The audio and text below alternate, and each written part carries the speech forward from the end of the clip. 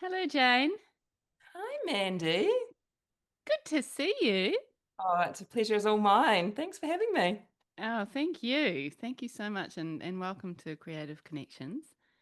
Oh, honestly, as I say, I love your podcast, so it's a real treat to be part of it. Thank you. And I love your work. I've always loved your work.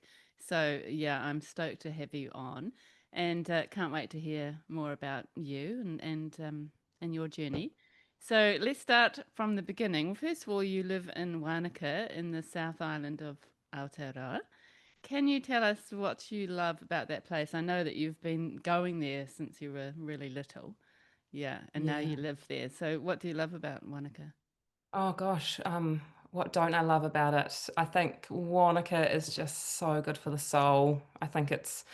It really is got a special place in my heart, and um, it's such a lovely lifestyle, and I love the extreme like seasons, and yeah, I feel very lucky to bring my family up here, and um, yeah, and again, just I just love the nature and just yeah. Even a bad day in Monaco can end with a walk around the lake, and I feel like yeah, it's just good for the soul. It's a Yeah, really beautiful place to live.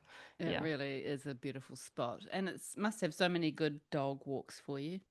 Oh yes, honestly, I think my dog walks are just such a massive part of my mental health, and I feel so lucky that this job that I have the flexibility to take that time to walk my dogs and just yeah clear the head and immerse myself in nature. And I think yeah, it's such a luxury, and yeah, I love it.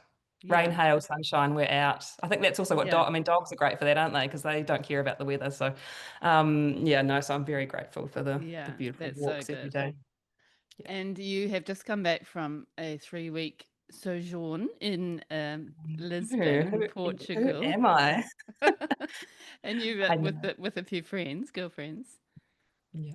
Yeah, Yeah. it was incredible. Yeah, so did a wee bit in the UK and then popped to Ireland, and then I had 10 days in Portugal. We did a bit of the Camino, I did 3 days of walking and talking and then finishing with eating, and it was just a beautiful time to connect with friends and immerse ourselves in culture and color. And yeah, it was just a real treat to travel again a bit later in life and just appreciate it so much more. And oh, the color was just to die for. It was just yeah, such an Yeah. inspirational trip. Yeah. Oh, I can imagine. And, I know what that feels like being in Turkey. It's nice to immerse yourself in a different environment and then sort of take something of that back to your practice.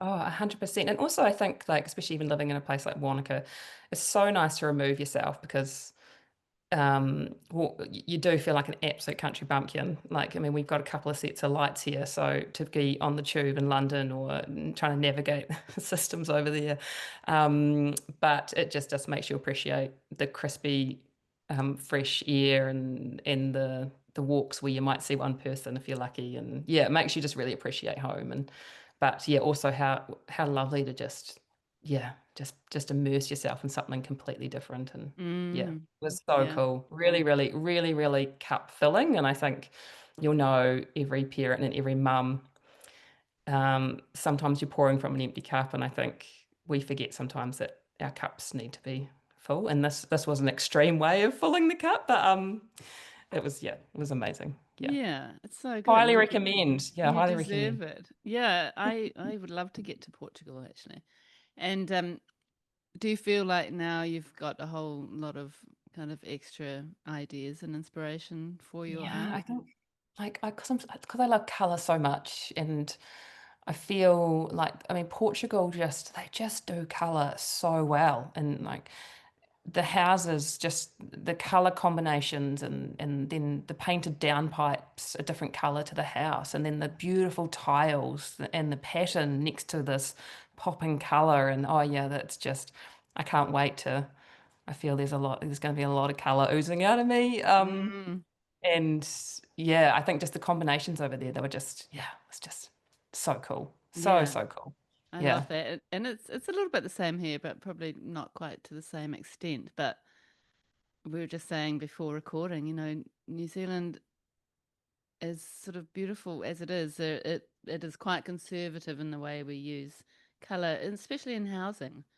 Super conservative. Like I'm pretty sure, yeah, you would not get away with painting your house pink here. But the houses, like the beautiful pink houses over there, I was like, yeah, I might dip my toe and paint my front door pink, and just Yes. do something. Because again, I think we're so conservative with color here.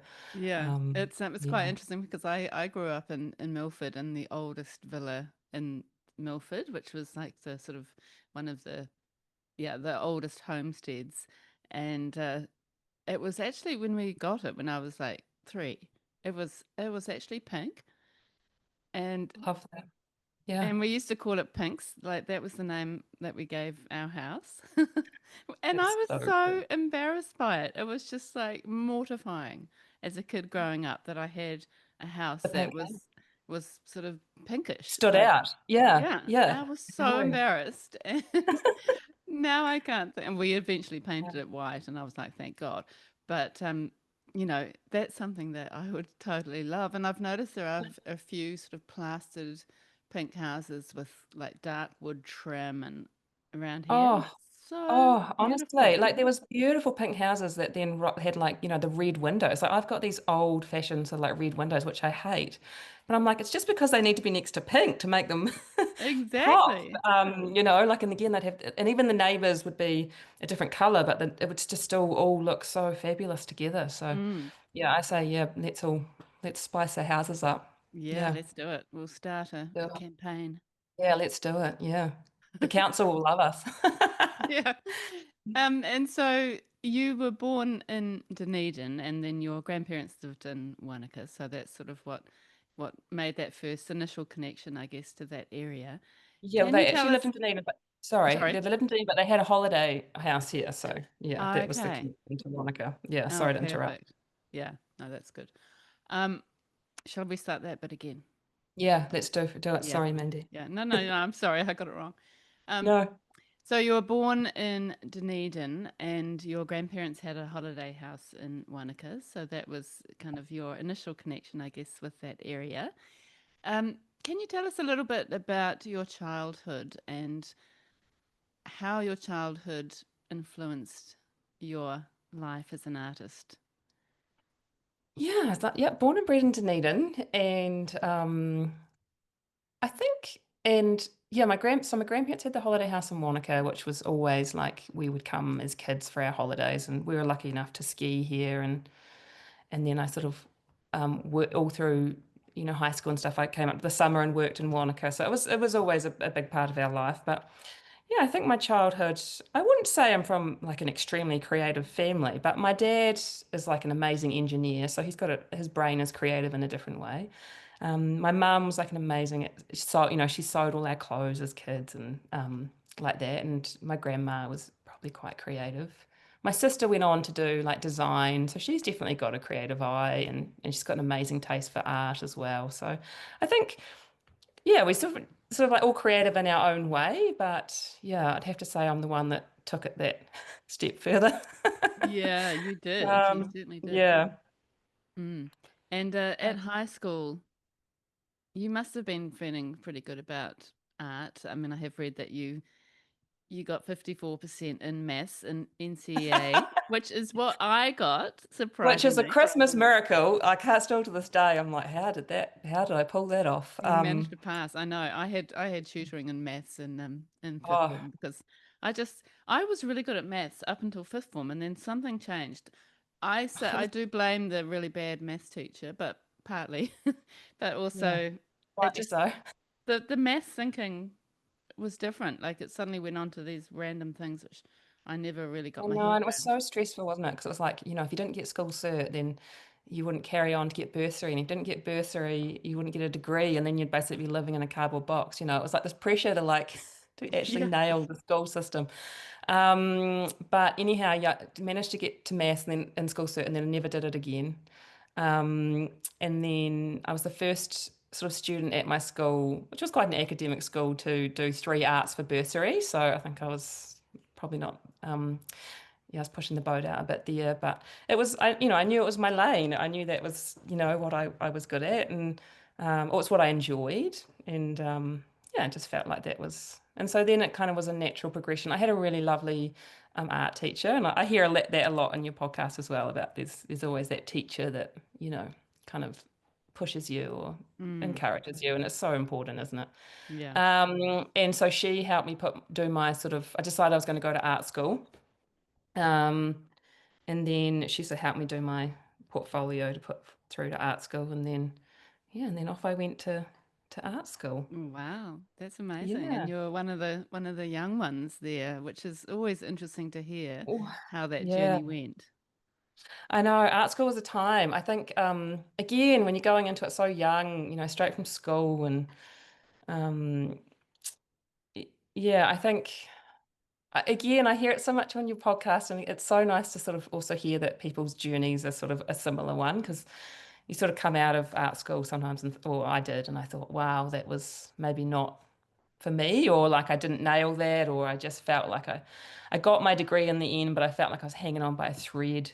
Really? Um, yeah, I think it was so like I majored in painting. I was at Dunedin School of Art and I majored in painting for the two final years and yeah, I think it was so conceptual and theory based and I think at the end of the day I was just sort of like a 19, 20-year-old that just kind of wanted to paint without and again I just felt like my brain was just not geared up for just yeah, that really out there concepts or and I think I really did struggle a bit. And again, and I hear this again as well, which is so nice to hear, but I think if you were to do it again a bit older, a bit more, you know, yeah, have lived a bit more and experienced a bit more and had a bit more confidence maybe.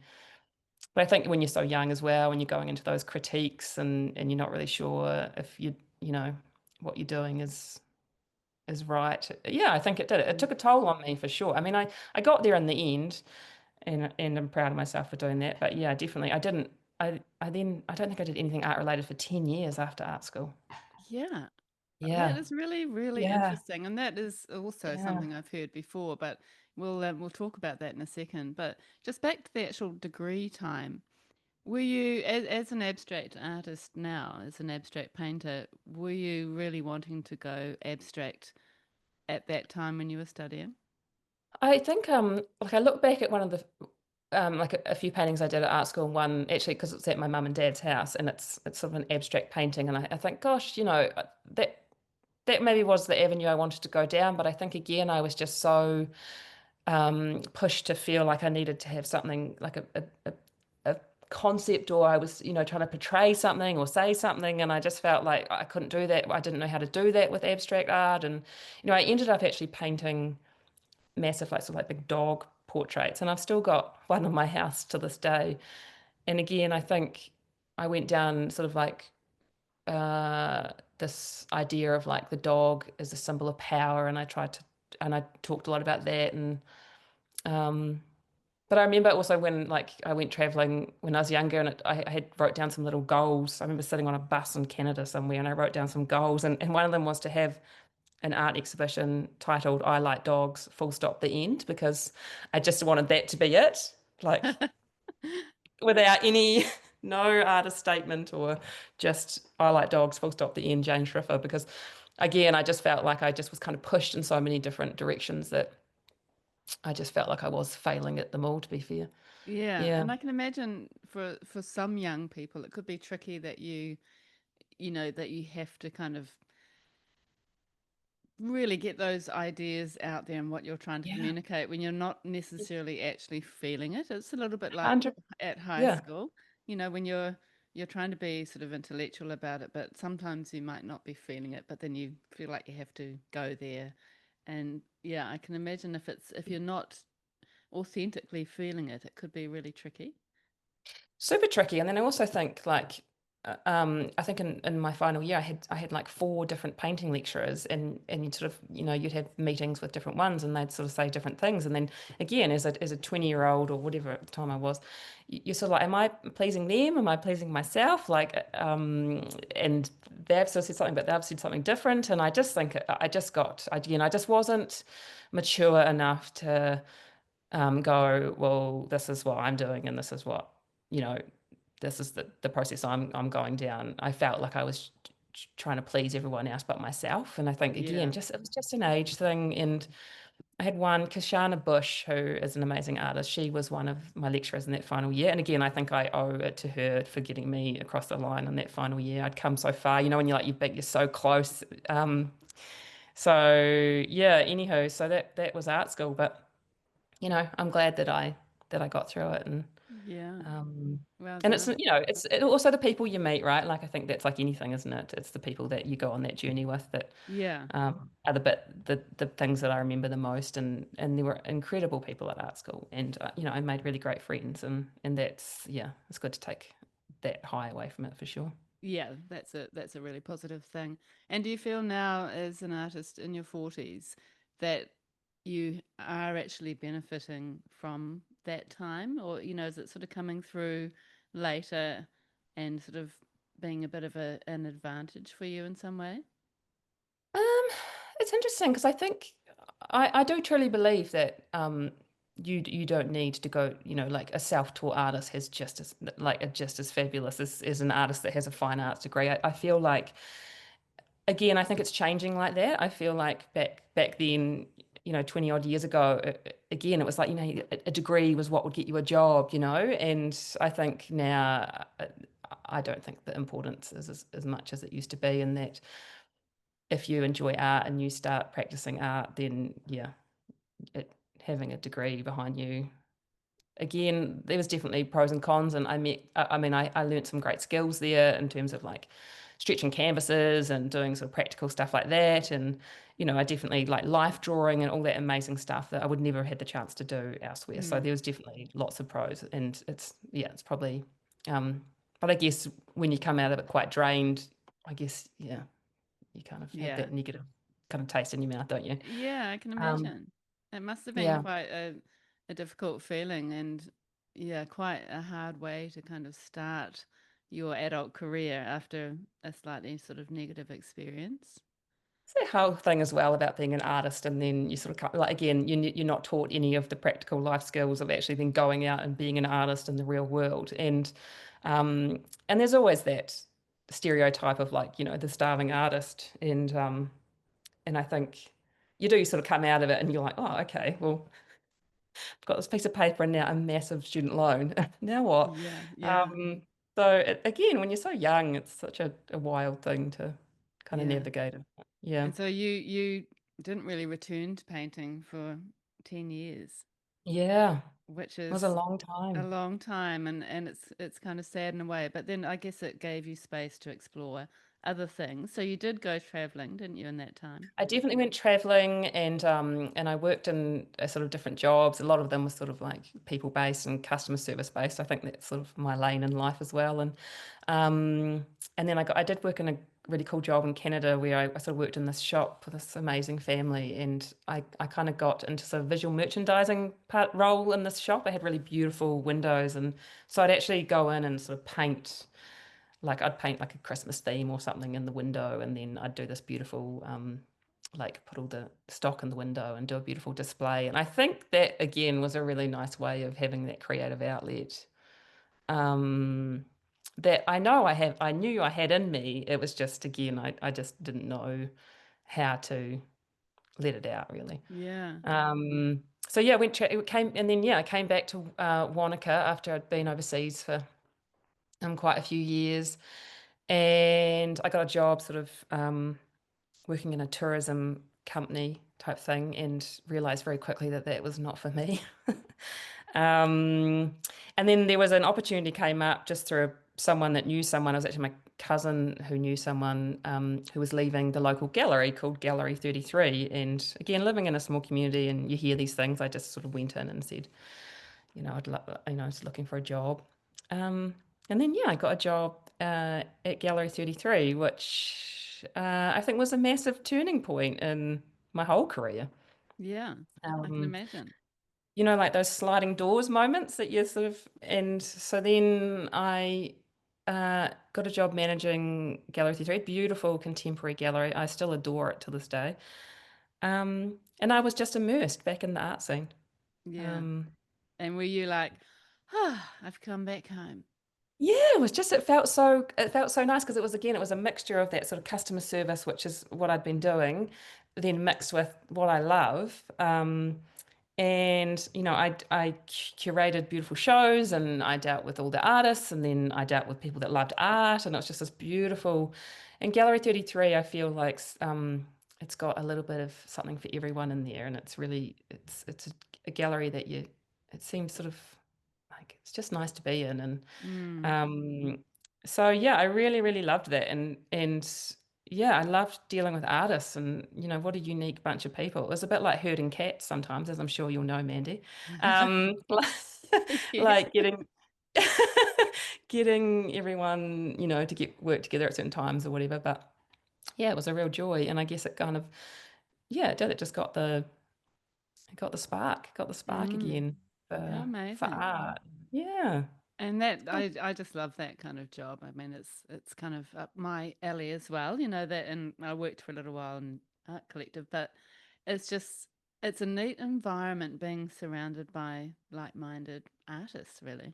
And just like being surrounded by art. And Mm. we sort of would have exhibitions sort of every three to 4 weeks. So we were constantly changing the shows and honestly, so you just it was like your office was just being constantly changed and beautiful new works put up, and we had glass and ceramic um so yeah, it was just like it was a really cool place to work. Yeah. And then it's also nice for to see art be loved by people, Mm. to come in and just appreciate it and want to talk about it and want to know about the artist and yeah, so it's really, really cool Yeah, place. that's so good.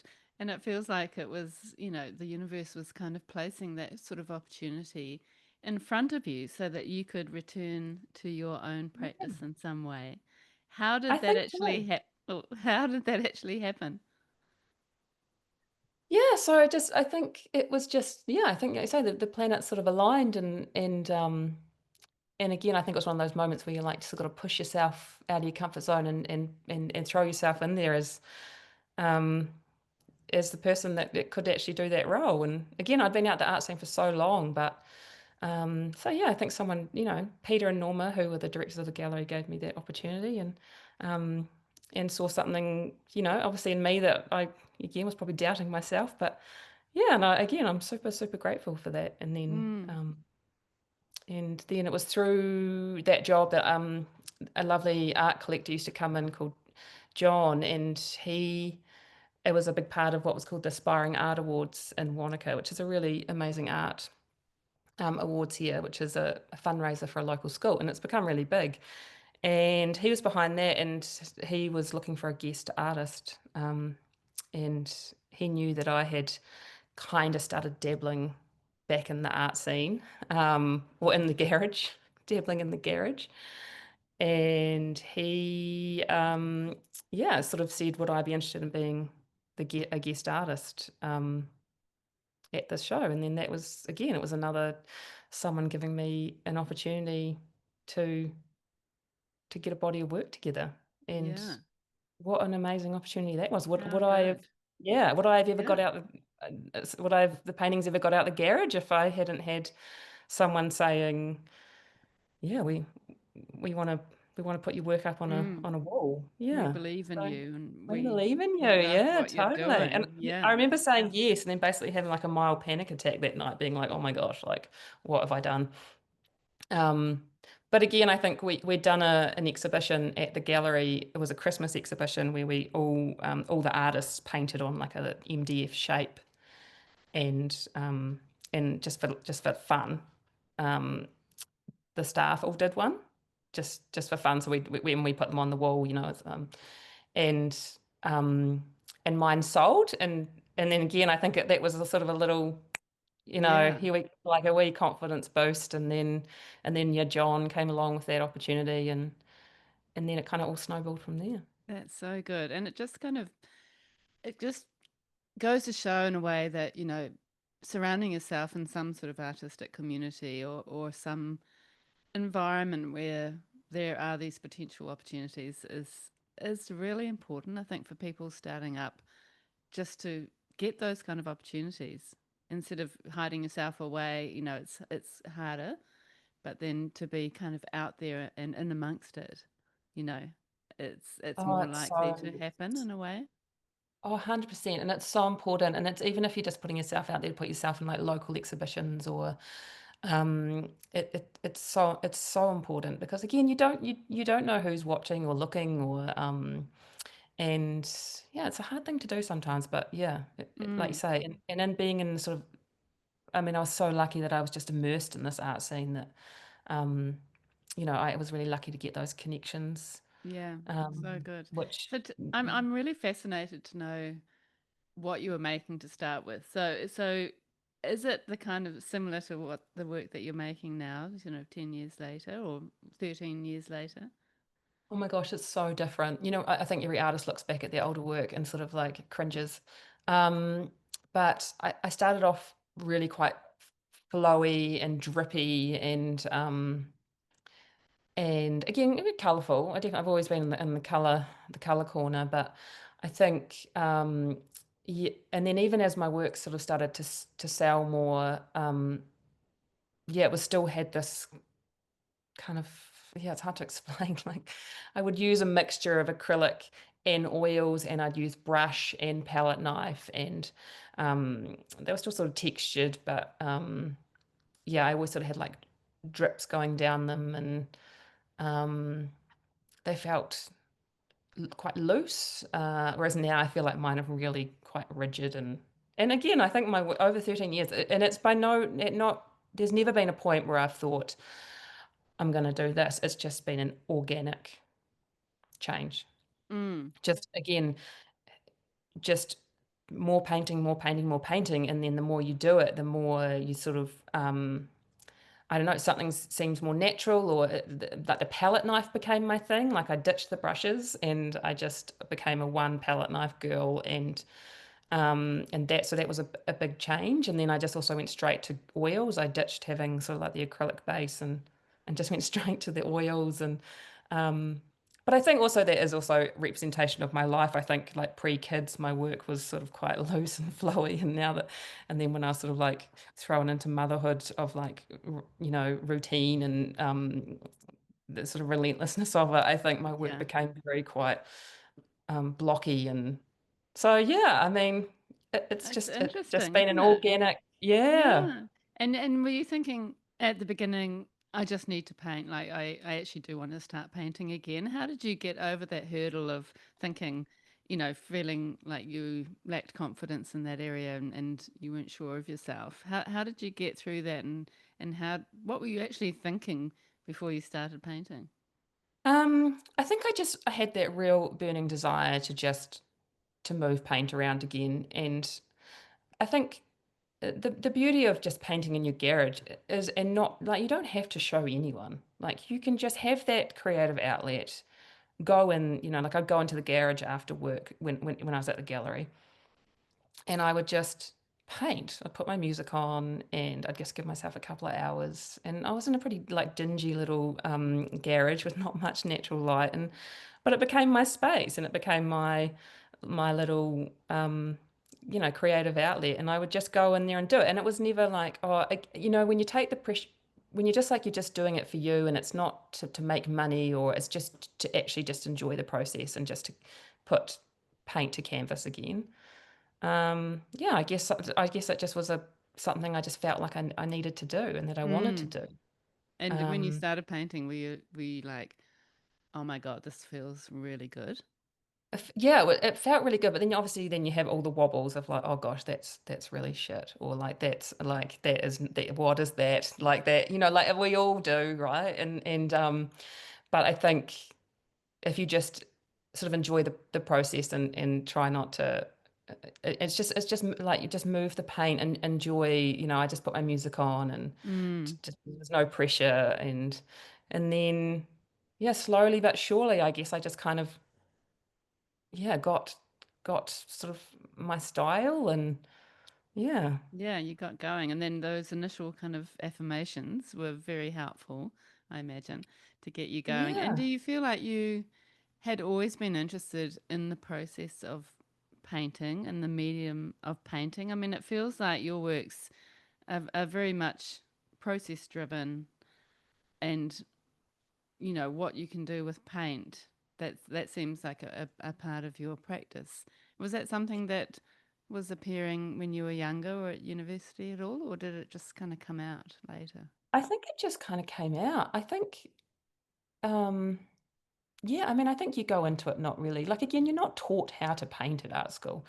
You're not taught, like, so I think, again, just, I mean, I knew about different mediums and I knew about different things like that, but I think the whole process of it was just, and I think it's like anyone, you just have to put paint on canvas. You just have to Mm, make that first mark.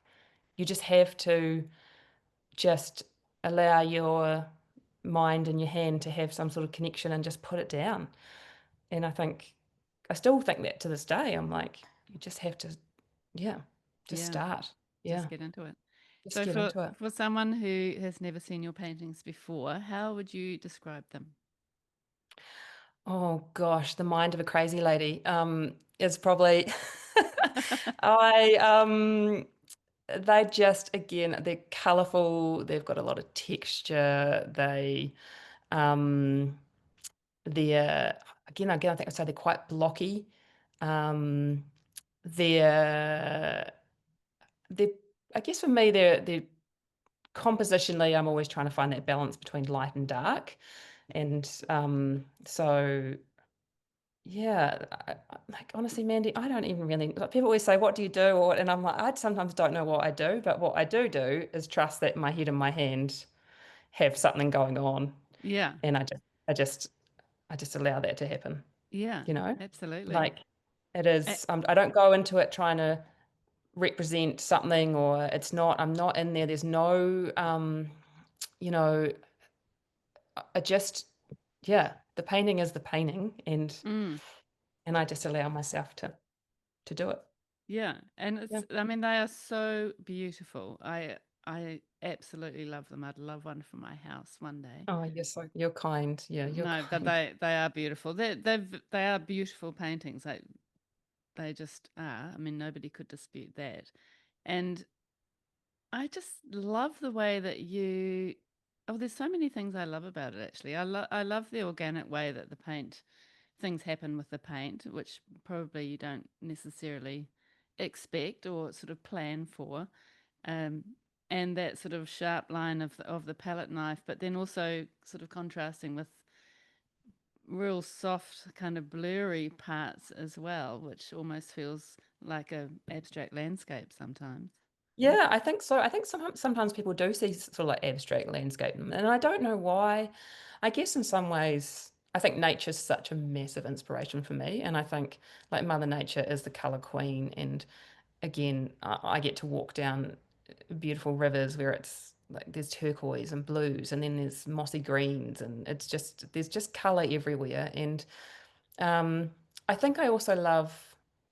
Like, there's just no rules. Like, I feel like when I squirt my colors out, it's just, I just don't think, oh, I shouldn't do that with that. I just let it go, and I just let the colors play together. And obviously, I think over time, I've got, I guess that's become my thing of just making those colors work together, and I can move them around with my palette knife. So there's little glimpses of the green in the pink, um, and I think that's, yeah, that's sort of, I guess, what my work's sort of become is just, Mm, yeah, it's a combination of color and light and dark, and yeah, and the mind of a yeah, crazy lady. I don't think it's the crazy lady. I think it's. I actually feel like it's quite ordered in a lot of ways. Yeah, I guess it has become a lot more ordered, and I think I do have quite a systematic, like I do start with like one palette knife stroke in the middle of the canvas, and then it sort of comes out from there. So there is sort of a system in the way that I start. Mm. But other than that, there's no planning involved. I think maybe that is also like PTSD from art school of needing like 7 workbooks. Um, so whereas I just go into this like whatever I'm feeling, yeah, Yeah. whatever. And like I say, inspiration comes from anywhere. Like it could be I'll meet my friend for coffee and she'll have on amazing green shoes and like a purple fleece or something, and I'll think, gosh, that looks so cool. And then I'll Yeah. just want to go home and paint green and Yeah.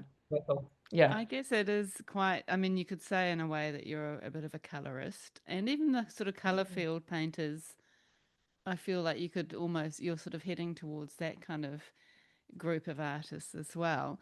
And I suppose color is your starting point, really, isn't it?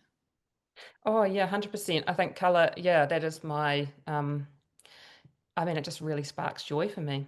Mm. Color just and I think yeah, I think, and I hope that's what my paintings do for anyone that's around them, or is that I just really hope that they spark joy for whatever reason, like, and whatever you see in them, or if, say if you are seeing a landscape, or if you're seeing, but I do love about my paintings, and that's what a lot of people say, is that every time you look at them, they'll see like a different pocket of color together, or and so it kind of, and then sometimes when the light hits my paintings, they sort of come to life because all the texture and the blobs sort of shine, and I love that. I love them sort of coming to life. um Yeah. They are quite and almost 3D. They feel quite sculptural in some ways. Yeah, I mean, I just love paint so much. I'm like, more is more, more. And like, I just try not to think about it like when I eat my chocolate bars, I don't think about the calories. It's like the cost of paint. I just try and not think about that. And I just squirt it out, and yeah, I literally squirt out so much at one time. And then I just mix in a liquid just to help with the dry time. Yeah. And then I just use that pure oil, and I just cut loose with it. Yeah, Beautiful. And it's such a so lovely fun. texture, isn't it? Yeah. And the way, like you were saying, the way the colors all kind of end up together on the palette knife almost accidentally is Yeah. is so beautiful. And I feel like in some ways each little stroke is like a mini painting. Yeah, I think that, and I think that's the cool thing, and that I do love about my work as well, is that I can never ever recreate a painting. Like I will never be like, sometimes there's like a beautiful mark, and I think, like, I always find my favorite mark in each painting, and I always think I couldn't. There's no way I could ever recreate that. And I think I do love that just that time, at that exactly that time, I had all like a little bit of blue there and on the palette knife, and then it mixed with that, and then the way that it sort of like smeared into each other creates this beautiful um mark on the canvas, and I love that. Yeah. Yeah, I love that Yeah. too. And that's what I love about abstract making is that you're kind of just working with your medium and things happen that you didn't necessarily expect. And how do Yeah. you know when you finished a painting? Oh gosh, is that is the always the question, isn't it? And again, I think that's come with time. That has definitely come with time, in sort of like getting to the style, and um sometimes I definitely have to do the like walk away, and I have a lovely studio that's out in sort of the backyard, and it's all sort of glass at the front. And I'll often even just go and stand at the painting from sort of like the driveway and look at it from a distance, far, far away, so that I can kind of just see, and if it's compositionally resolved. And then sometimes I always live with them, because I think the oil takes so long to actually get to cure or get a skin on it, that I'm always living with the paintings for quite a long time. So um, I guess that gives me a good chance to sort of, yeah, really ask myself the question, like, is that done? Is that finished? Mm. And can But you honestly, just, I could even, yeah, I could keep going. I could keep going. I could always be putting on yeah, another blob. Yeah. yeah.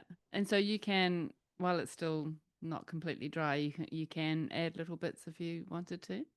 Yeah, it's a fine line of because as soon as when it gets a skin on it, then I can't move my palette knife obviously it's two, so I can definitely go into certain sections where I've got a smoother bit. So I definitely when I'm going into paint, I have to allow myself a good, like, it has to be a day that I'm not parent help for swimming, or I've got a meeting or something going on. Like, I have to know that I've got a solid chunk of time to get that initial base down. Otherwise, I just don't, I lose the flow of the paint being able to move together. And Mm. yeah. So I guess it puts a bit of pressure on kind of nailing it. But I think that's also how I think my brain enjoys that pressure. I think Yeah. it takes away that like, layer after layer or layer or I think it's sort of like I think I actually enjoy the pressure of of having to get it done Yeah. to really nail that first bit. Yeah. Well, especially when you're a busy mum of two, and as you say, you've got lots of other things going on. It's sort of a way of really nailing you down and sort of making you focus. Yeah, for sure. But I think also the studio for me, and I'm so grateful for this lifestyle that I have because I think I love my children endlessly, but being a mum is just it really is the most relentless job. And I think when you have kids and you sort of almost you lose a bit of who you are, I think, and you almost trying to reinvent yourself sort of when you come out the trenches of young kids and I think the studio for me always has been just it's just been a release. It's been a place that I go that's for me, and there's no real pressure other than pressure from me. But if I just get into the zone and into that flow state, I'm not thinking about the washing pile or the 25 other tabs that are open in my head. I'm only thinking about that painting and moving that paint around. And I just sort of lose myself in it. And I think again, like how lucky am I to have that sort of like creative outlet that is also probably, yeah, just a massive help for mental health and happiness Mm. and to have that thing for me that I think probably makes me a better mum at the end of the day. Yeah. Yeah. And I imagine it's quite a therapeutic process, it's mark making, isn't it? And Yeah. I think mark making, there's something very mindful about that process. Yeah, I think it is. Like you say, it is. It's like a therapy, and I mean, I just love my palette knife so much, and I just like just getting that sort of like physical movement with your body as well. And I love podcasts, so I'm a big podcaster, or sometimes I'll just put on some music and just sort of lose myself in the music, and yeah, it's just a beautiful time in my studio. Like it, yeah. Mm. It's so So good that you've found that, and I'm just so happy for you that you've returned to your artistic self, that yeah. you found it after 10 years of feeling like, you didn't have the confidence to go back into it.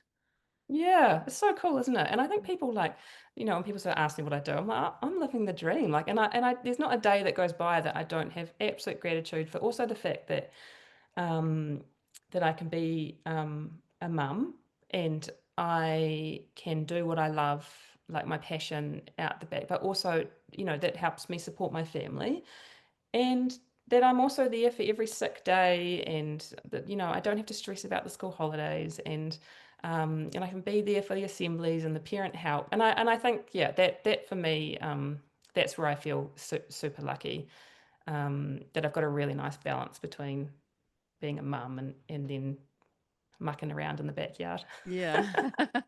It's such a good combination, isn't it? It's brilliant. Yeah. Well done. And just back to your process, do you do start with one color across your canvas, don't you? And then you start building Yeah. from that. So I've always done it from the get-go. I do like a sort of almost like a navy blue kind of color. I don't even know what it is. I've been doing it since day dot. But I think for me it was always like I felt like when you're staring at a white canvas, it's a bit like, ugh. So I feel like when I just put that dark color on, it just makes it feel like a safer place to start. And then just squirt all my colors out and I mix them all up. It's also about getting that perfect consistency too. So that consistency to be able to like move the colors nicely. Mm-hmm. So I just have a big sort of like glass palette and then I just get the colors on there and then yeah, that first stroke and then away she goes. Yeah. And you can't Just actually really see the underpainting. I mean, you might get a sense of it sometimes underneath things.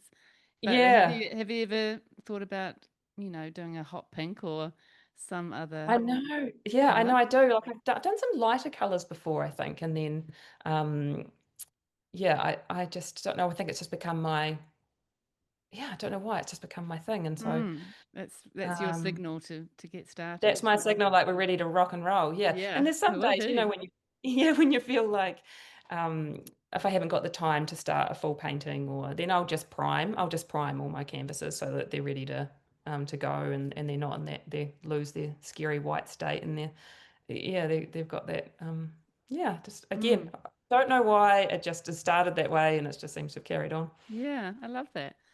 Yeah. Let's just stop for a now. Can you talk to us about color palette? So you have mentioned that you kind of just go to the colors that you sort of feel like in the moment.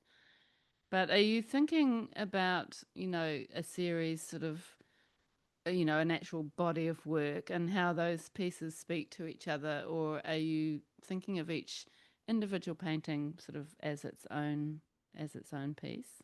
How do you approach color? Yeah, I think it is very much so each painting to their own. I only ever work on one painting at one time. If I have got an exhibition or I need to have a body of work, I feel like without even trying, there's always sort of like a connecting color tone, or because obviously that might be what I'm feeling at the time. But then, like then it might just be a curveball in there, and I'll do something completely different. But I think that I love that too. I'm like, yeah, because I'm just really being true to myself, and if that's the body of work that comes out, then that's the work. And um, yeah, and I think if I just again trust that hidden hand relationship, and just allow it to happen. And but yeah, often like sometimes I'll get on a roll with like a dusty pink color or something, and then I just can't stop painting with that color. And although I'm mixing and mashing it with other colors, there's always that common thread. So Yeah. yeah, if I am painting, say, for an exhibition for a couple of months, I feel like, yeah, that pink will always be shining through somewhere. Yes, Um, it does seem like yeah. a bit of a feature color, which I love. And how do you ever sort of come up against people who have sort of opinions on color, like pastel colors and pink? And, do you ever find your audience or people viewing your work feel like it's too frivolous because it's too pretty? I always remember, like, I guess because I'm lucky I've had that experience managing an art gallery, that I always remember thinking, oh, the pink paintings were the hard ones to sell, or, like the wife would love it, but the husband would hate it. Um, but I also think having that experience in a gallery has given me like almost sort of like a clarity in that you're never going to please anyone. Art is the most subjective thing in the world, and that um yeah, you just have to do uh what you enjoy, and then I'm sure there's you'll find your people that also it sparks joy for. And Mm, um yeah, I think because there's sometimes where I think, oh, like I really get into my blues and greens, and then again, often if I've been for a hike or I've been out in nature, then I am like I feel like the blues and greens just sort of ooze out of me, and then the next day I'll be squirting out hot pink. So I think again, I just let it flow, let it flow, and just know that I mean I paint for no one really than myself. Like yeah, and I and that's think if you so lose good. sight, yeah, if you lose sight, if you're painting it because you hope that it's going to sell, and I know that pink's sometimes a harder color to sell, but at the end of the day, I'm not like it's a bonus if people enjoy your work and want to buy it, but Yeah, just don't lose sight of the fact that it's you doing what you enjoy, and take that pressure off yourself. I think that's such a exactly. I've learned that along the line as well. And even like I do quite a lot of commissions, and I've learned like I sort of can be sort of dictated in size and or like a rough color palette. And then I sort of say, like, now I have a full creative license. And if you love it at the end, you can have it. And if you don't, then it's still a painting that I'm happy with. Yeah, And then we'll maybe try again. So again, I have learned that the best way for me to work as an artist is just without any pressure from my mind or anyone else that's mm. expecting something of me. Just It's so good. It's so good to hear you speaking like that, Jane, because I know that you've been through that time where you have suddenly wondered about yourself as an artist and you've lacked confidence. And now it feels like the way you're talking about your work, you're so like, no, this is what I do and yeah, this is me and that's it. Yeah, so cool. I don't know, maybe it was when I turned 40 of just having like that realization of like you're never gonna please everyone. And like I'm so lucky that there's people out there that love my work and and they're my people. And again, it's just so subjective. Like my partner is an accountant. Like I don't even think he knows what I do in the backyard. He's an Excel spreadsheet kind of man.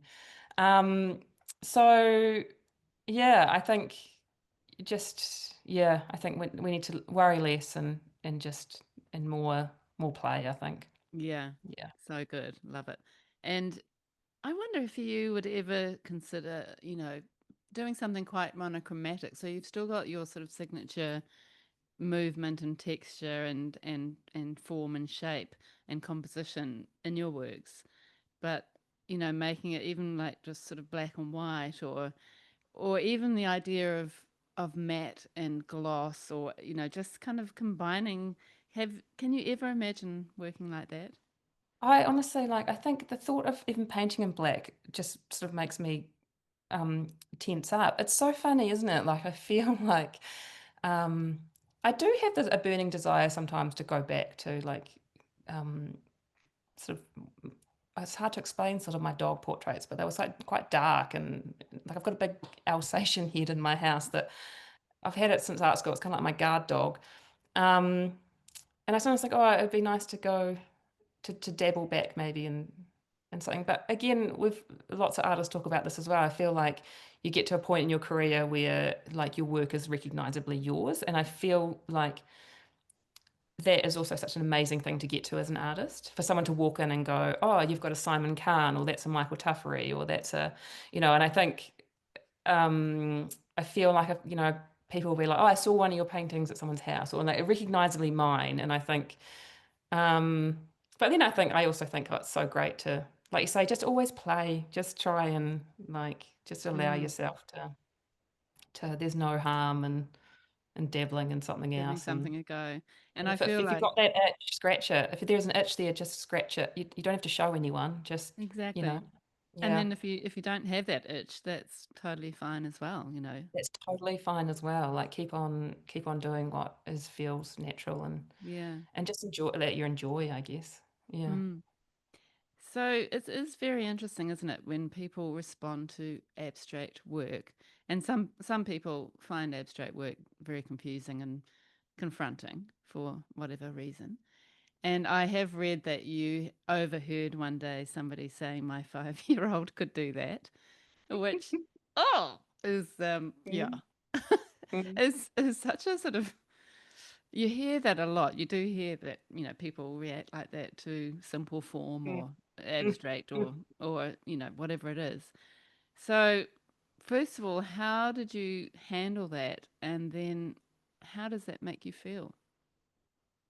I think also again the experience of being in a gallery, like I would hear stuff like that day in and day out.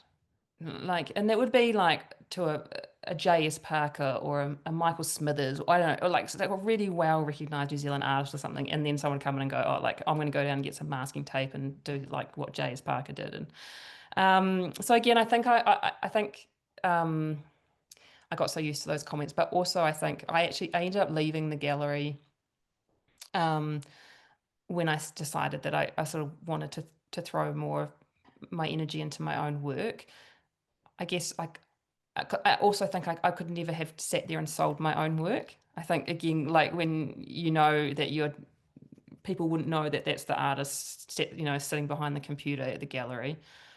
Um, so I guess again, I don't think my skin was thick enough there to take those comments. But I mean, the comments will come. But again, I just think you've just got to tell yourself, well, that's okay. If their 5-year-old can do that, then get them signed up by a gallery stat.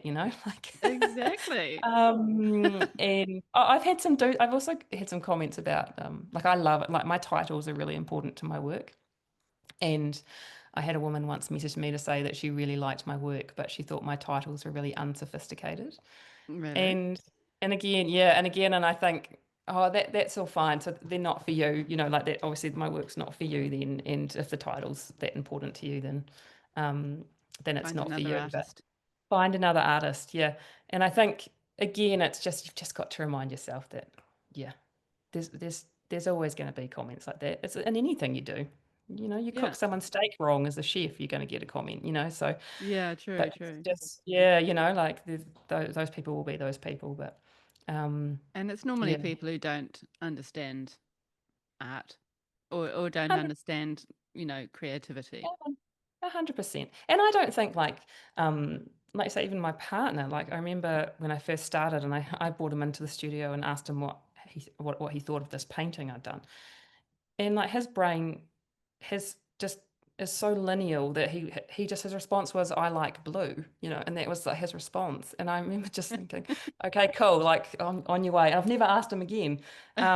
But I titled that painting Lover Likes Blue, and it's out there somewhere in the wild. And I think that was sort of like, yeah, you just have to just don't take it on board because again Yeah, we're already our worst critic, right?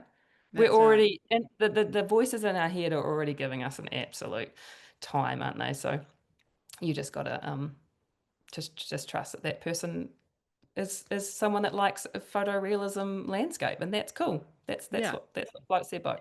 And Yeah. knowing sort of who to talk to about your work, I think is, important. It's good to have your community and your artist friends. And, I don't talk about my artwork to a lot of my friends, but then I have a group of friends who are artists and they're the people I talk to.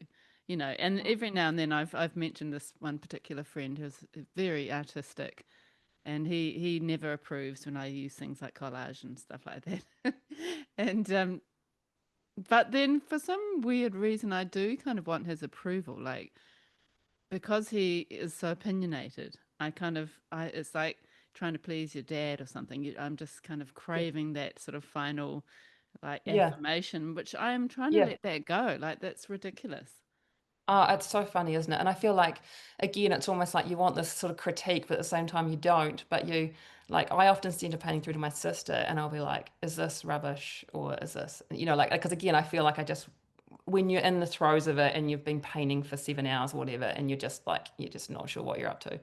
You just want someone to be like, "Don't touch it," like.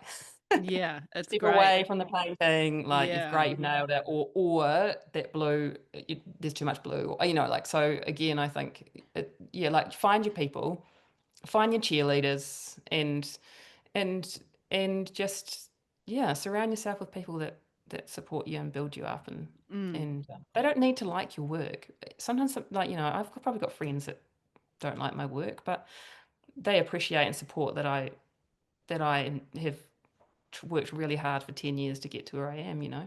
exactly. Yeah. And they Yeah. respect your individual creativity and A what you're hundred percent. doing. Yeah, it's not Yeah. always A about hundred percent. liking the style, is it? And No, now, no. speaking of style, this is really interesting for me as well. Like, you have created a very unique style, which, as you said, is very recognizable as yours. So, how do you, how did you? I've got so many questions around this. How did you initially kind of get that? And then, was there something that sort of inspired you, or did you see something that made you sort of think of that way of working? Honestly, again, there is not one point I can think of in 10 years where I've thought, today I'm going to go in there and it's going to be, I'm going to work hard at doing like more blocky style or less this.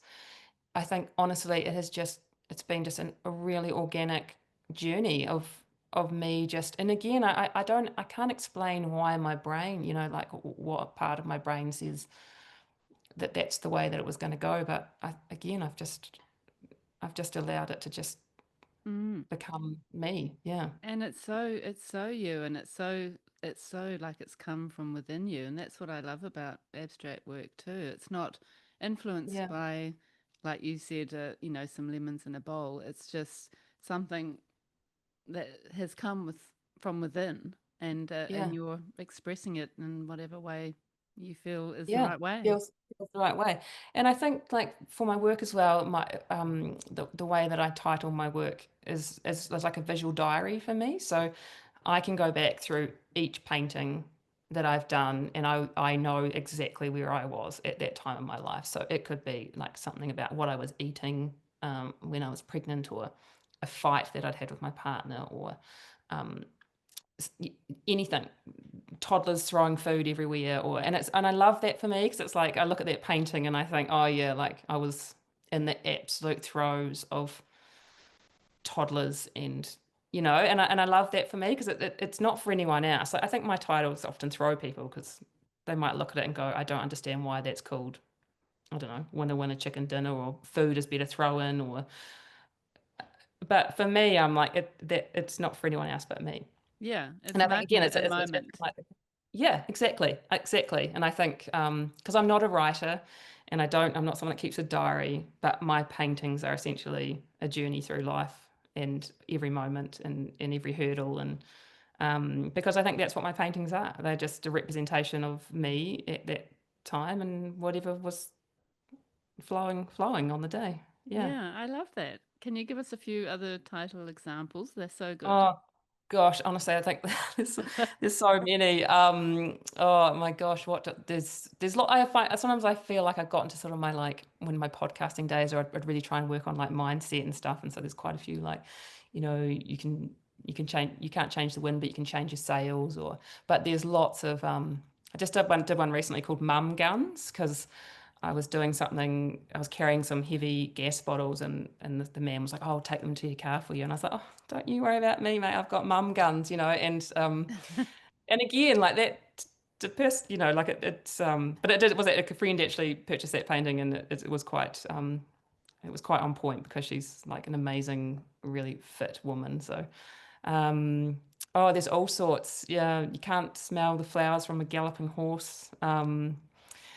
Yeah, honestly, I basically have a running list of like, so I'd always do the painting and then I sit with it and I think about something that's been going on, or like I remember having a really like condescending conversation with someone about parenting or something, and it was someone that didn't have children at the time. So I basically went home and I painted for hours, and then I called it Your Time Will Come, and I was like, you just come back to me when you're a couple of kids deep. And so again, So good. there's tributes to people that won't even know that that they are to them. But It's again, so I will good. always I remember that love that. conversation. Yeah. Yeah, and I guess it's almost cathartic for you. It's a way of processing whatever's happening in your life. Oh, 100%. And I remember I had a big exhibition a couple of years ago, and it was called Porky Pies, and it was sort of a stressful time because I was going through this point where I felt like there's dealing with some people that I didn't feel like were being overly honest, and yeah, it was a stressful time. So this whole series of work, like people will look at these paintings and they're like colorful paintings with random titles, and the whole show is called Porky Pies, and but I love that people look at my work and it's like they're trying to sort of figure out how that goes with that. I kind Yeah, of like that play on it as well. that's great. Yeah. And then I guess some people look at the title and it, like the mum guns, it totally speaks to them. Yeah. And then Yeah. sometimes the painting speaking to them and the title isn't really relevant, or there's lots of different It's scenarios. 100%. And I just think, yeah, I kind of almost like, because like you say, I think especially with abstract art, because some people are often want to see the title to try and figure out what they're meant to be trying to find within the painting. Yeah, If it's titled Flowing Water, or, ice on rocks or whatever, then they're like, oh, okay, I can kind of see that that's ice. yeah. Or, It's but I like a love that if clue.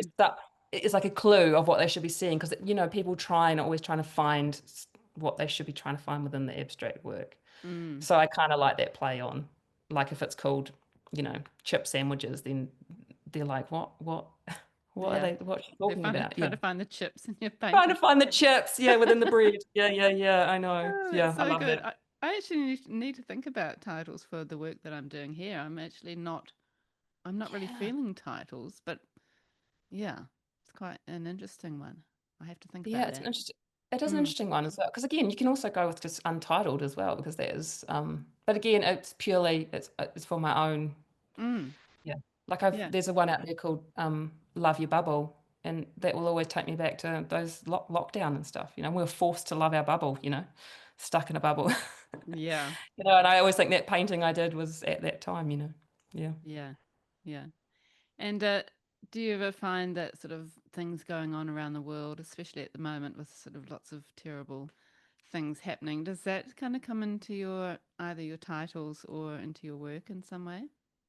Gosh, the world is such a scary place, isn't it? And I think I try actually for my own mindset often to remove myself from a lot of the like me. I mean, obviously, I'm over it, and I know how blessed and lucky we are to live where we live. Like we won the birth lottery, didn't we? And I think, um, yeah, but I think for me, again, I'm just trying. I really am just trying to spark joy within what I do, and I think, yeah, well, we just need more of it in the world, don't we? Yeah, I guess it's exactly. my way of just processing, releasing emotion, having just again absolute gratitude for this life that I live. And I Mm, think sometimes when you're just constantly, um, yeah, looking at the negative, it's hard to not to take it on. It's a yeah, hard one. I mean, the world, and it's a scary place. It's a scary place even for our children to grow up in. And it is. yeah, Yeah, it is it's yeah, strange at the moment. But I yeah, suppose too that your practice feels like such a mindful practice that that's a sort of partly a way for you to process some things is to take 100%. yourself to the A backyard hu- and work through stuff in your own mind.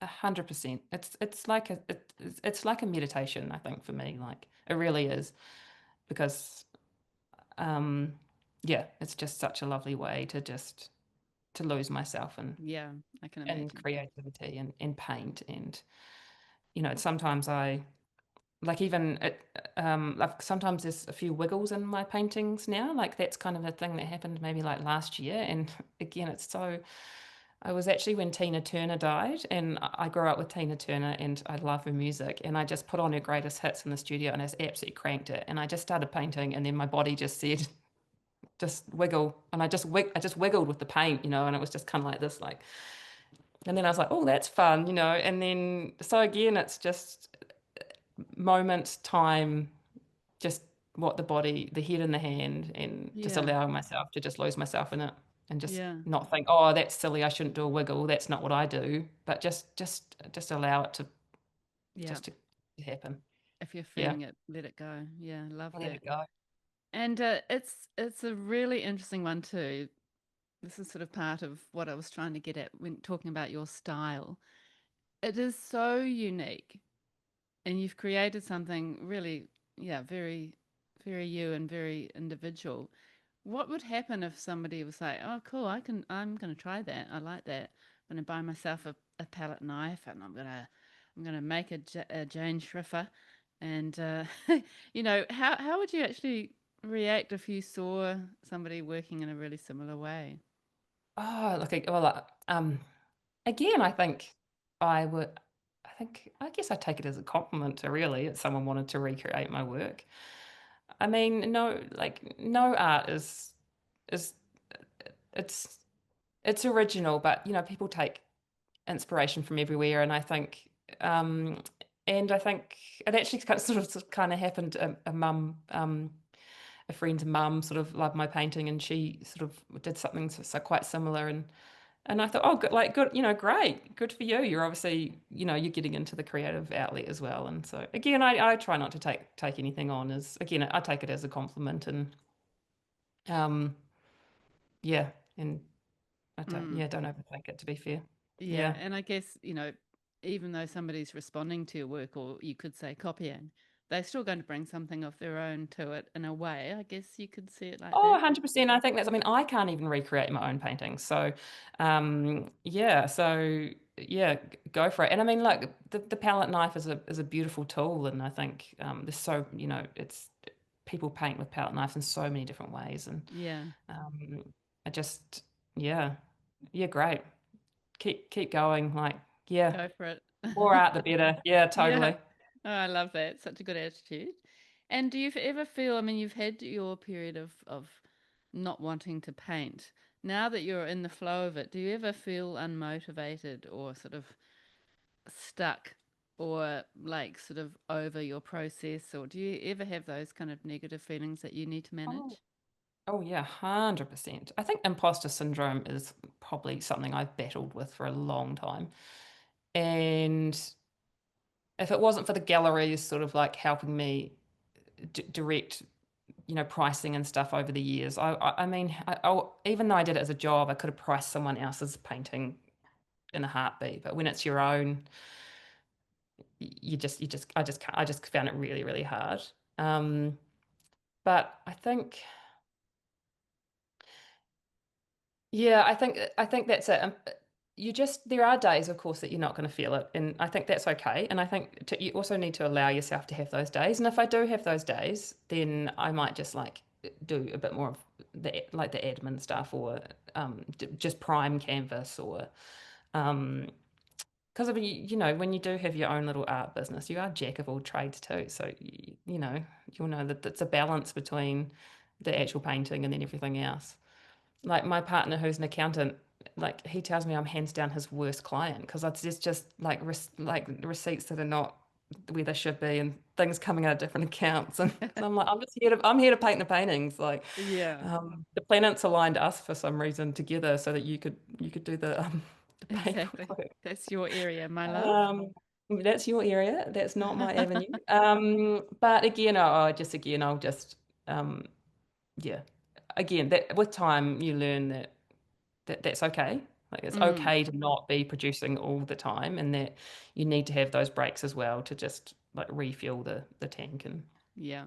And yeah, like we said, a busy mum. And it's awesome that you have that, you know, something for yourself, as you were saying. But do you feel like you need a routine for your art or some sort of rituals to keep you honest with the way that you make and the way that you work? Do you need exhibitions to aim for, or how do you actually make it so that it is a job and you do get work done? yeah, that's such a hard one because I guess it's a battle for me. I mean, I'm lucky that I've always had over the last few years. I've always sort of had exhibitions and things to work to, or a commission. But there's definitely been times where it's dried up, and you sort of, well, you lose your confidence, or you think, oh, But then I also sometimes think it's really nice to just paint for you without that pressure, without it needing to go, assigned to a gallery, or it's a commission that someone needs to love, or um but I definitely find like my morning walks, like I get the kids to school and then I'm like, I get my coffee because I love coffee, and then I walk, and I just like that just sets me up for the day, nature, just yeah. And then I go into the studio, I guess, with just that sort of clear head, and then allow whatever to happen. But I think also, I mean, there is definitely a benefit, isn't there, in having a deadline. Like I feel like I'm that person. Like I was always last minute. I'm that person. I'm sure I'm riddled with ADHD. It's that pressure, like that I almost need that. I need that sweat on my brow. Like, is this going to dry on time? Yeah, Because yeah, so it is hard sometimes. And people will be like, oh, you just need to create like a fake deadline. I'm like, well, I know it's fake. So yeah, that doesn't work. yeah, doesn't work. But again, I think again, if you can just say, yeah, just going to go in there and have some fun today, and Mm, paint, and not that it has anywhere to go, but that's okay too. yeah, and it's interesting that you work on one painting at a time. So you basically start a painting and finish it, and then start the next one, and while that one's drying, kind of thing. Yeah. Yeah. Yeah. And then I sometimes will come back to it, again, if I don't think it's fully resolved, or like you say, if I could put an extra couple of blobs in there, or but generally it's one at a time, I feel like. Mm. I've always been Yeah. like that. Yeah. I admire people that can have 10 on the go. Like, Yeah, yeah. it's been interesting for me working here because I am working on paper just because, I can't transport canvases or anything like that Mm. back home. And I've never really worked on paper, but I'm enjoying the fact that I can just chuck it in the bin if I don't like it.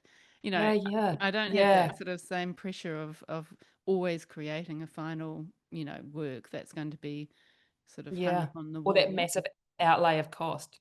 It's Yeah. not like a $400 canvas that, Exactly. So I don't have yeah, that yeah, yeah. pressure. And that sort of encourages me to be a bit more playful, I suppose. But then I have got quite a lot of work sort of on the go. And I'm just, as I said, I think in the last podcast episode, I'm sticking with one palette that really feels like this place, and just Yeah. playing with that limited palette. And so I'm just kind of dipping back and kind of refining, and because some of the work is quite geometric and sort of precise, then I just keep coming back, and they just kind of get better and better. And I've never really worked like that because, yeah, I've more concentrated on one work, One um, work. and sort of worked through it, and then thought, okay, I'm finished. But I quite love the fact that even sometimes I'm like, oh, this is finished, and then I'm like, no, it's not finished actually. I'm going to add this, and although I do have there's probably a very high chance of overworking, and then coming back into something when perhaps I shouldn't have.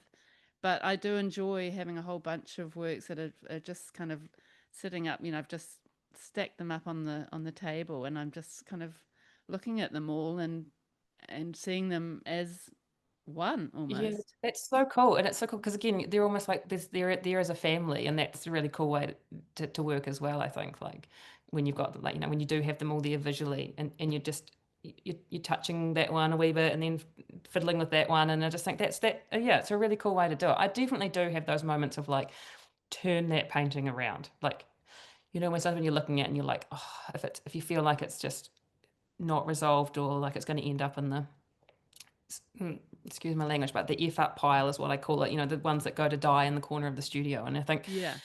those ones, but sometimes I'll feel like at the end of like a massive painting session, like, oh, that one is just, that has been really chewy at the end of it, when you're just really chewing through it. And I think it just turn it around sometimes, just put it somewhere else and Mm. then come back with fresh eyes. Because Yeah. sometimes I think you just get so caught up in it that, yeah. And it is like you say, and then it's a fine line of like overworking it, but And sometimes just you when just need sorry. turn it around. Turn it around. Yeah. Turn it Yeah. around. Come back another day. Yeah. Yes. And when you feel like you haven't made a successful painting or you're not happy with it, what is it about the work that doesn't feel right for Yeah. you? Um, Again, I think it probably comes down to the composition, or maybe I feel like it's just got too blocky in some ways. Like there's one in my studio now that's been sitting on the wall for months, and I just look at it and I think, oh, you're so ugly. I'm not sure like how I could get you back. But that's okay. Like I think that's nothing. You just learn you're never going to win them all, and it's part of the process. Like, Mm. like Maybe that's okay. maybe you should do what Lynette Fisher does and sort of pull it off the frame and chop it up Yeah. and do Yeah, totally. something cool with I've it. actually done that before. Yeah, just hack them up with a craft knife. It's so therapeutic. I remember going to like amazing artist studio, Agneta Ekholm's her name. When I managed the gallery, I went to Melbourne and I got to visit these amazing art studios. I remember her saying that when she does a really bad one, she has to hack it up because she doesn't even want the rubbish man to get it. And I remember thinking, oh, I remember thinking, oh, that's so crazy. Like how could one of your paintings be that bad? But now I totally get it when you're like, no, that's got to go to the tip. That one, Yeah. But you yeah, and could that's cool. imagine doing some form of sort of assemblage or collage with your Oh yeah, pieces though. I have got a shredded bunch in my studio.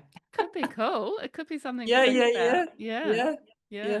Very cool. I've also got like a when I scrape my glass palette, um, I always get so much chunky paint off it because again, I'm probably not great at using like yeah I squirt out so much but and I envisaged making some sort of like sculptural formation with all these delicious Paint colorful skins. paints. Yeah, they're so Yes. yummy. Yeah, Oh so I just yeah. keep them. It's just a corner of paint skins as well. Yeah, Amazing. Yeah, I can definitely see your work, taking some sort of sculptural form potentially, maybe one day.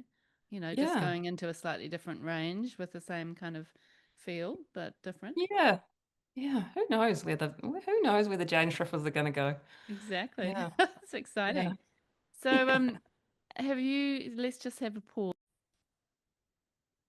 So you obviously sell a lot of your works, original works. Have you considered or do you, I'm just going to say that again.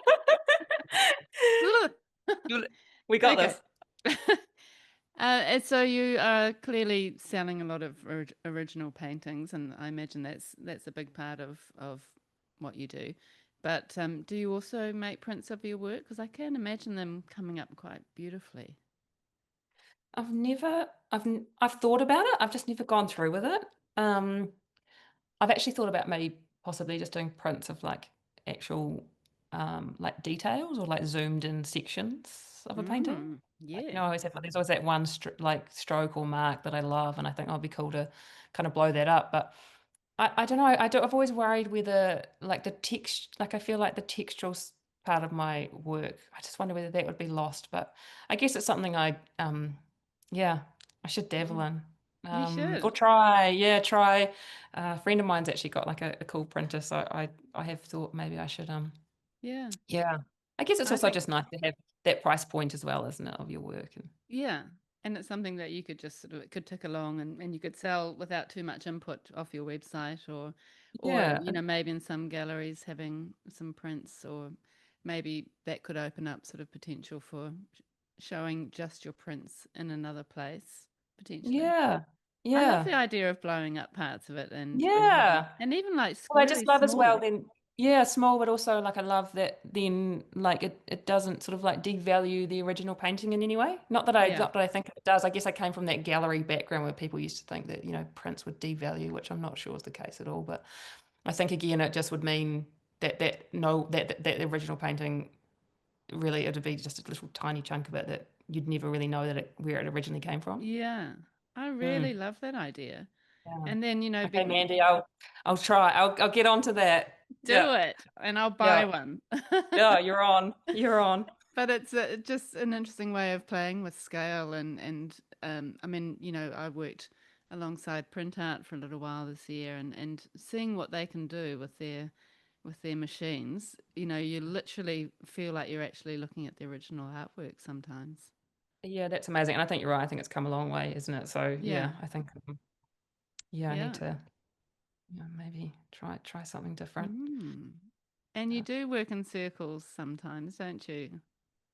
Yeah, I love a circle too. So the circles are actually boards, and then the squares or rectangles, or whatever, always canvas. So that's kind of a different feel for me. Obviously, the palette knife kind of bounces differently Mm. on the harder surface. So I feel like my rounds sometimes there's sort of a different play with the paint, but yeah, I quite like the round format. Yeah, it's quite fun to paint on. But to be fair, I'm probably like I'm square. I'm a square girl at heart, so I think I really enjoy, and I do love scale too. Like Yeah. I love like feature, like big, like lose yourself in it. And even when you're painting it right, that physicality of a light, like when you're on your tippy toes, like I love that. Um, I was lucky enough to pop to the Tate Modern, well, like 10, not 2 weeks ago, and yeah, the scale of the work in there and it just yeah, consumes you and I love that. Yeah, I really Yeah, love and that works so well for your work. I mean, imagine a work that's a whole wall. it. Oh, yeah. That I would mean, it be would probably make amazing. people's eyes hurt. You'd probably it'd be like one of those like magic eye art book things that we used to have as kids. But yeah, I do love scale. I mean, I love any like even just any art, right? Like I feel like when it's in big scale, it's just so Yeah, it's powerful. so powerful. But Yeah. I think that would be another interesting way for you to think about your work is to think of it as an installation where you're, you know, potentially covering a whole wall, floor to ceiling. I mean, that would be insane. That would be insane, wouldn't it? Yeah. Who You would be should think willing to about allow me that. to cut loose on their fresh white wool? Yeah, but even on a board that's the same size, you Yeah. know what I mean? And then you Yeah. could potentially cut it up into smaller pieces Yeah. I could do like a later. big Yeah, diptych or something. I know. Yeah.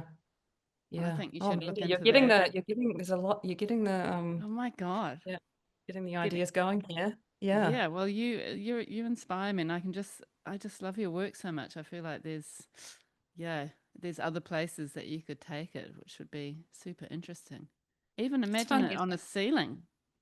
Imagine. Oh my God. Okay. And Pretty steering cool. there. I don't think that would not be the relaxing way to get to sleep. Um, but yeah, again, I mean, how cool is color? How cool is paint as a medium? Yeah. Like you say, that it's endless, isn't it? It is. Like, And there is a lot of movement in your work. It's textural and you can really get a sense of movement, which is quite powerful in itself. Yeah. yeah, I think yeah, especially when sort of like the odd wiggle is in there. I really like that because it's just a real cool play on like the real blocky lines. Mm, And yeah. then there's some random little squiggle in there that comes out of nowhere. Mm, But yeah, and again, I like I like that. I like the play on it. yeah, totally. And you mentioned Gallery 33, which you are still with as an artist, which is really Yes. lovely. And Oh, so so cool. that's in Wānaka. So you also have work in Christchurch, Nelson, Tamaki Makaurau, and Auckland, and Christchurch, or did I say, and Dunedin? Dunedin, yeah. Yeah. So Michelle, yeah, the artist room in Dunedin, and Michelle again. She sort of um backed me from day one, really. So I'm super grateful for Michelle um for her support. And yeah, Gallery 33 have been amazing to me. Um, and yeah, super grateful for the putting my work on there. Beautiful Mm. walls and yeah, lovely gallery in Christchurch, Windsor Gallery in Christchurch, and they've got Flagstaff Gallery in Auckland, who've been amazing. So Carrie invited me to be part of the Auckland art show last year, so that was really cool experience. The art in the And park. sorry, yeah, the art in the park, yeah. And at Eden Park, and that was yeah, super cool experience. And Did again, that I go think well? yeah, it was cool. It was I mean, it's full on, and again, it's really hard. It's out to stand in front of your work in front of thousands of people. It's like, I mean, I've had a lot. I mean, lucky to have had lots of exhibition openings and things, and I'm still like this. I feel like a fish out of water in front of your own work. But so that was definitely it was a different it was a bit of a challenge, but yeah, I really enjoyed it. And again, to be surrounded by just amazing artists and to Mm. meet the And getting artists, to like a lot of to artists know that I'd them. followed for a long time, like Yeah. Sam Leach and just these people that you sort of follow online. And it was really cool to see their work in the flesh and meet the artist as well. Yes, that was really cool. So yeah, and then Carrie kindly put some of my work in her gallery. And then Parker Gallery in Nelson, which is sadly, I think they're actually going to close down soon because they've problems with their lease. But yeah, I think again, super grateful um, to the galleries for the support. And Mm. yeah, I think That's so they're a good. huge, yeah, it's so nice. And I think because I wasn't in the gallery scene for a while there as a manager, I do really appreciate the work that goes on. But like they earn their commission, and it's a lot goes in behind the scenes of selling a work. So I'm super grateful Yeah. that that they've yeah supported me. And again, I think it's not it just helps with your confidence, I think, again, because they really can mentor you and help you again with your pricing and where you are and in your career. And yeah, that's because that's a hard part. Like again, when you've kind of the imposter syndrome sinks in, I feel like the galleries. And even recently, I had a wobble because I hadn't sold anything in the gallery for a while, and Michelle randomly messaged about something, and I said, oh gosh, sometimes I think I need to go and get like quotes a real job. And she was like, no, we've just had people in here for like a pink ribbon lunch, and everyone was talking about how amazing your work was. And it was just again Yeah. that little bit, that confidence boost you need to hear sometimes. And the galleries are amazing for that, for Yeah. yeah, for loving and supporting your work and yeah, That's so get putting good. it on the wall. Yeah. Do you sell very much through Instagram? And if so, how do you kind of manage that with work from your galleries? Um, it's a hard one, that one for me. I mean I sell through Instagram because I think at the end of the day it's hard to just rely on sales from a gallery. Um, so I'm grateful to get commissions through Instagram, and a lot of the time it's just people that have followed me for a long time, or and then want to get a work, which is amazing. Or honestly, a lot of the time it's people from my past, or like old people from the same school, or Old and I love boyfriend. that. Yeah. I must get on to him about that actually. Um, and yeah, so I think I think when you first start out, you think, oh gosh, it's just like mum's friends that are buying my paintings. But now I'm like, I'm so grateful. Like even my best Yeah. friend, like one of my longest friends, recently commissioned a painting. And yeah, I sort of got emotional when I started writing the thank you note to her, going, like she doesn't need like she didn't Mm. need to put my work, but she actually genuinely loves it and wants to support me. And And that's really special, isn't it? Like, Yeah, it's really lovely. It's yeah, the so highest praise in some ways, it's the when highest praise. friends Yeah, want your totally. work. Yeah, Yeah. that's exactly it. So yeah, so the galleries, yeah, so grateful. But again, I think I'm also so grateful for getting the commissions because yeah, like I say, you know the artist, it's a wild ride of Mm, highs and lows and sporadic paychecks and questioning you know if you're doing the right thing. And I think if you do just have to ride that wave sometimes and know that, you know, there's someone's going to love that work eventually. And again, yeah. and I know that from the galleries, like there could have been works in there that was in there for 4 years, and then the right person came in that day and they fell in love with it, and off they went. So Yeah. And I think too, just you must see working in a gallery that people come in and they love someone's work, like absolutely love it, but they may not buy it, you know. yeah, a So hundred there's percent. still people engaging and interacting and appreciating. Oh, 100%. And every comment, even when you post something on Instagram, because like you say, you're posting yourself out. Sometimes it's crickets, and you're like, oh my gosh. And then sometimes you get like an outpouring of love, and it's just someone saying, yeah, like I love your work. And art is a luxury to buy, isn't it? It's not. Yeah. It's a real luxury, and I think, yeah, just comments, and I still now like if I get a sell a painting or a gallery message, I'm like high as a kite, like happy dance. Like just yesterday, I was with some friends and I got the email to say I'd sold one in Auckland, and I was like high fives, like again, it's such an amazing feeling Yeah. that one of the paintings is going off to its forever home, and that someone has fallen in love with it, and Yeah. it's a really cool feeling. Yeah. And the pricing, it's over those years, the 13 years, has gradually increased. And I guess that is the great thing about being with a gallery, that they help you to actually charge what Oh, you deserve. 100%. Because again, like pricing your own work is like, and I am like so bad at that. I again, yeah. I apologize. I apologize when I have to send out an invoice. Like, I really need to get better at it. But I'm like, oh, I hope you love your painting. I'm really sorry, but I'm just going to send through that invoice. And but again, I think, like you say, the galleries are really good at pointing you in that direction, and Mm. I'm super grateful that And over then the if years. you sell something privately or do a commission, do you match the same sort of pricing as the galleries are asking? Yeah, I guess consistency is good. Sometimes again, I might just really need a sale, so I can, or it depends on who it is as well. Like if it's um my cousin, then then obviously I've got sort of like a bless the accountant. He's done me a full Excel spreadsheet of sort of like a friends and family Really? column, and yeah, That's a good so idea, actually. he's handy in some ways, yeah. Yeah. Um, so yeah, I think, but it's definitely a hard one. I know, obviously, yeah. I think consistency is good. Important.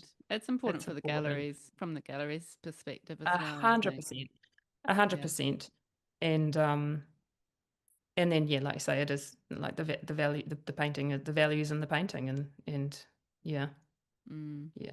Yeah. But again, Mandy, if you asked me what for one today, I'd be like, oh, for you, Mandy, it's 80% off. And I'll be like, no, You know what I I'm mean? pa- Like it's I'm paying so. $5,000. Yeah. So yeah, Yeah. Okay, let's practice get what on I to the preach. questions, Jane. Are we Go for ready? it. We're ready. Okay, what do you think has been the most significant moment in your artistic career? Oh, it would definitely probably have to be that guest artist at the Aspiring Art Awards. Yep, a man called John Charrington, bless his heart, saw something in the girl that worked behind the computer at the gallery, and I'll be forever grateful. And that show actually sold out.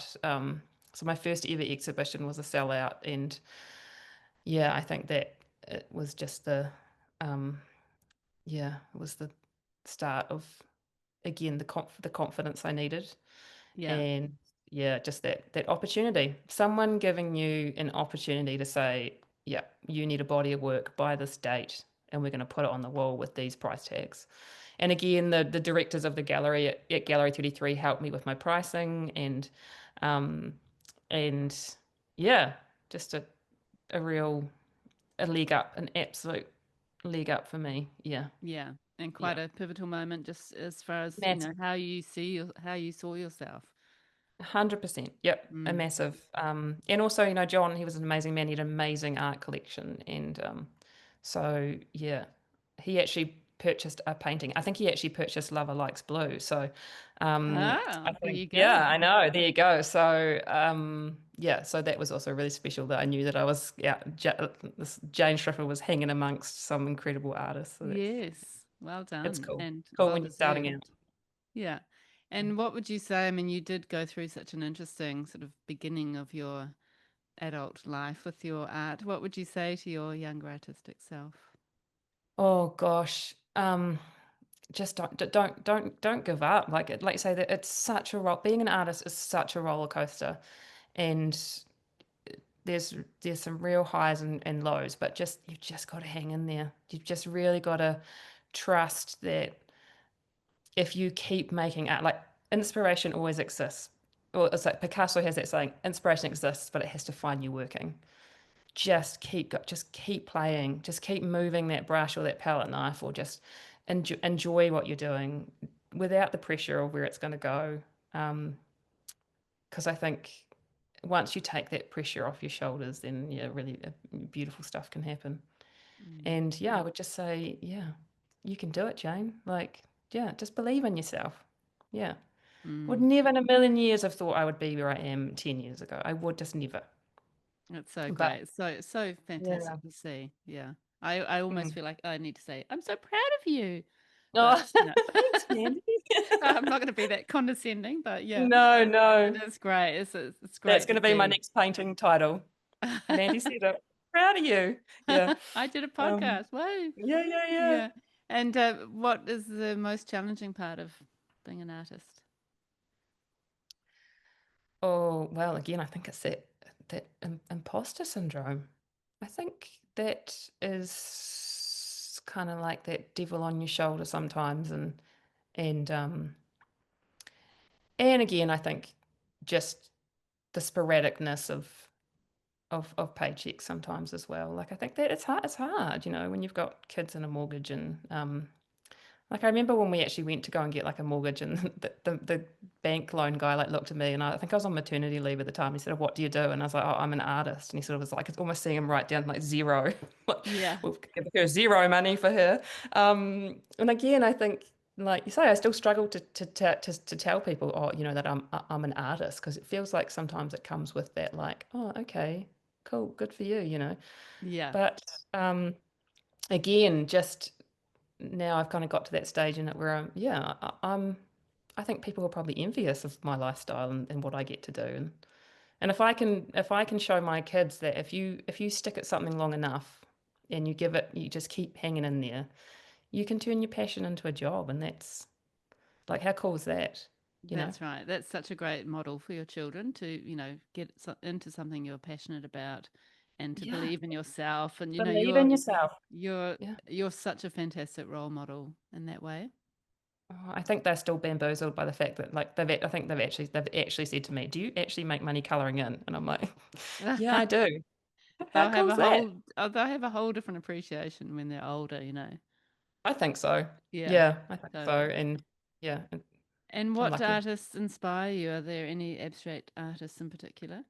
Oh gosh, so when I was at the gallery, we had this amazing artist. I think she's still at Gallery 33. So she's Romanian born, but she's in Melbourne based, and her name's Christina Popovic. Have you ever heard of her? Yes, yeah. Oh my gosh, it's like big, flowy, colorful. Like you just almost want to dive into them, almost like lick them. They're just amazing. Like she uses glass paint and they're glossy and and I just adored being surrounded by her work. And I think, yeah, she was a massive inspiration. I actually got to go to her studio in Melbourne and yeah, what an experience that was. She was so passionate about what she did and just the way she'd speak and the way she'd use color. And I think, again, that was a real, like, I was like, that's so cool. It's Like, yeah, inspiring. Yeah. inspiring. So she definitely was um, yeah, she was definitely a big inspiration for me.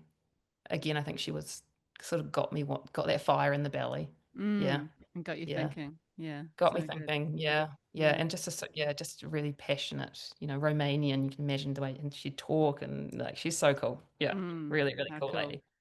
Yeah. And what is coming up for you? Are you doing another Art in the Park this year or no? I'm not this year. Actually, just the timing was all wrong for me this year, and we're heading away for my mum's 70th birthday. So, um, yeah, it was a wrong time for me. But I think I'll give it another go next year.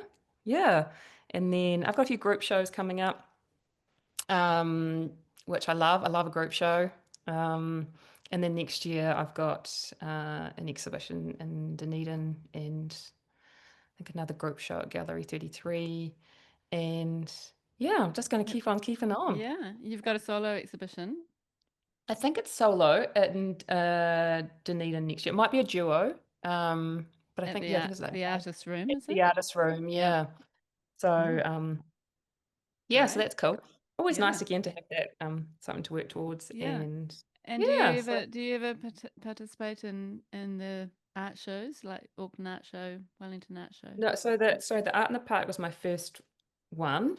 Um, so yeah, I don't know if that maybe I think it was great, but it was definitely would be amazing to do one even in Queenstown where you could actually drive your paintings over there because it was such a massive outlay Yeah. in shipping and then obviously like accommodation and flights and so you definitely need to you want to be hopeful Yeah. that you'll sell enough work to sort of cover your costs at least. So Yeah, that's um quite but tricky, isn't again it? it is quite tricky, yeah. So again, coming from Wānaka, it was definitely because I even had to try and get the paintings to Queenstown to then get them from Queenstown to Auckland and Wow. but again, the experience is worth the the outlay. And sometimes I think you've got to tell yourself as well, like when you do those things, you might not sell them on the day, but someone might be thinking about that painting for 3 months, Mm, and then contact you later on. So sometimes it's a exactly. long game, isn't it? Yeah. Yeah, and it's another way of reaching an audience and maybe, reaching new people, which is good. 100%. Yeah. Yeah. And it's just again like just putting yourself out there as well. It's Mm, that's a good thing in itself. And mm. especially for someone when you work a really, isolated little job, when you're kind of in your studio a lot by yourself, it's a good thing to push yourself out there and be the face of your paintings. Yeah, Totally. absolutely. Yeah. Okay, Jane. Well, I'm going to go upstairs and have some breakfast. It's morning Yes. time for me, Yeah. evening for you. Morning. I know Yeah. I must go collect my children. My mum kindly has them at their house, so Oh, great. hopefully Well, she's got the it's chicken been nuggets on the go. the good old chicken nuggets. The good old Yeah. chicken nuggets. Oh, Yeah. well, it's been really such a pleasure to meet you, and I hope that we can meet in person sometime. And thank you so much for being on the podcast and sharing, your real feelings that you've experienced. I think a lot of people will gain something from that. So thank you so much. Oh, thanks so much, Mandy. Again, honestly, I was a bit like, oh my gosh, she wants to talk to me. And yeah, what a pleasure. And I love what you do. I love what you're doing for the arts and this community. And like I say, it's always nice to hear other people's journeys, to know that not one journey is smooth sailing, and that, yeah, and that we're all doing great, great things in the art world. So thank you and enjoy your breakfast. Thank you.